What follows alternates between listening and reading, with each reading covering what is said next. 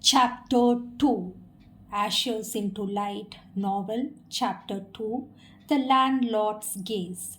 The first few days in the new house passed with a deceptive calm. Raga woke before dawn, almost by 4 a.m., boiled milk for Arjun, packed his tiffin, and walked him to the school bus at the corner of the street. The mornings were busy, the way she liked them. Work gave her rhythm, a sense of order, and she has to go for her part time job. But the evenings were longer, too quiet, too filled with thoughts she wished she could silence. The solitude is more of loneliness, and it is giving her a kind of dissatisfaction. On the fourth evening, as she was returning from the market with a basket of vegetables from the grocery shop, I could say, Rajiv appeared at the gate. "Ah, madam," he called out, his voice surpy, somewhat soapy, I could say. "You should not carry so much. Call me next time. I will send someone, or even I could take you in my own car." By the time Raga forced a polite smile, "It's all right, I can manage." He walked closer anyway, taking the basket from her hand. His fingers brushed against hers too deliberately. Raga stiffened. "You are new to Bangalore," he said as he carried the basket inside as though he owned a space. "I know the city well. I have contacts. If you need anything, school admissions, ration card, even any kind of clearance, I will arrange for it. Don't bother yourself."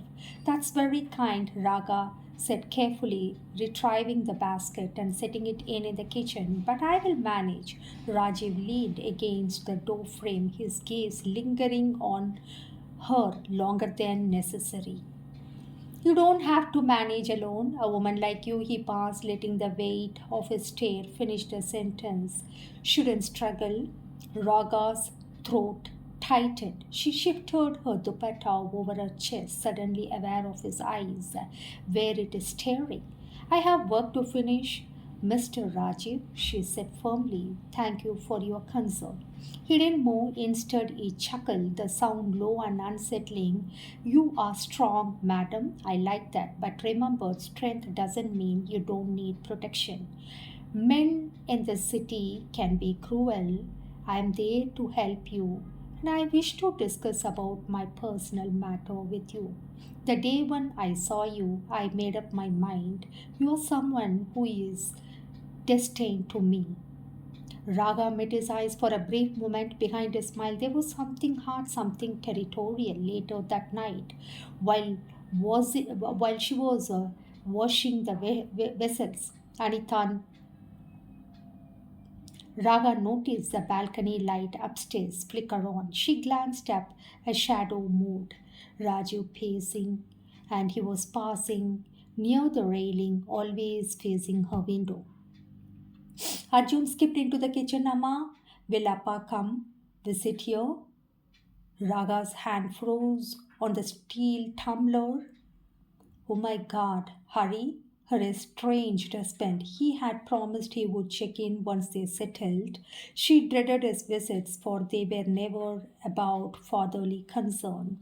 They were about reminding her of her vulnerability. "We will see, Kanna," she said softly, brushing Arjun's hair back. "For now, it is just us." But even as she said, she felt the gaze from above pressing into her, watching, measuring, waiting. 2 weeks later, the pattern had become clear. Whenever she left for school, Rajiv lingered at the gate. When she returned, he found an excuse to strike up a conversation. His wife, he claimed, little closer to her, was sick, and he said, "She is sick in mind, locked away in a room, unstable." He said it with such calculated ease that Raga began to wonder if it was rehearsed. One evening he got off. "God, you deserve more, madam. A real family, someone to care for you, not that unless your useless husband who abandoned you." Raga stiffened. "My personal life is not your concern, Mr. Rajiv." But Rajiv leaned closer, his voice dropping to a whisper. "Everything about you is my concern. You live under my roof. For the first time since moving, Raga felt true fear ripple through her veins. That night she bolted the door twice, drew the curtains, and lay awake, staring at the ceiling while Arjun slept peacefully beside her. The landlord's gaze was no longer just curiosity, it was like something to possess her. She is scared, she is panicked, she whispered, she prayed for the god to keep her kids safe and secure. End of chapter 2.